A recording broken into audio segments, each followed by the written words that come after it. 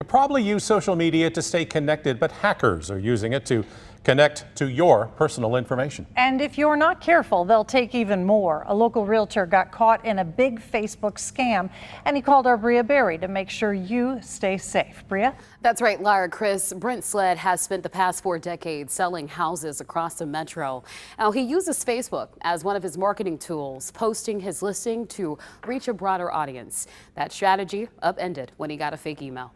All right, it's another awesome day in the life of a realtor. He's one of Kansas City's most successful realtors. I'm in the business of making people happy. I'm so blessed to get to do what I do because I get to make people happy every day. Brent Sled sells an average of 7 houses across Kansas City every month. And some of his success comes from using Facebook as a marketing tool. It actually makes my phone ring. People see that. It's like, oh yeah, this guy is a realtor. But things took a turn when Sled got an unusual email, allegedly from Facebook, asking if he tried to log in from Paris.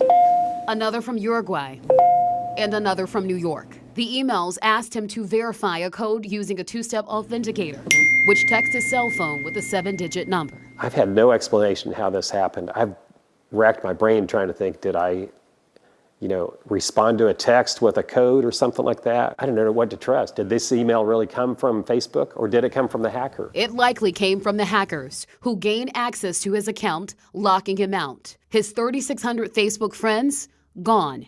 So were pictures of his son who passed away 15 years ago. I lost sleep over this. It absolutely was crushing to think, okay, I've got this network of people, it'd take me forever to try to rebuild what I have. But that's not all.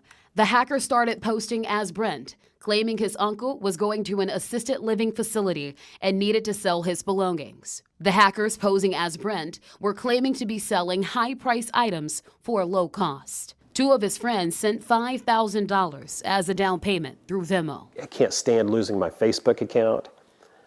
But for my friends to get scammed like this, that hurts a lot more than anything that ever happened to me. Oh, Brent has a verified Facebook account, but somehow the hackers were still able to gain control.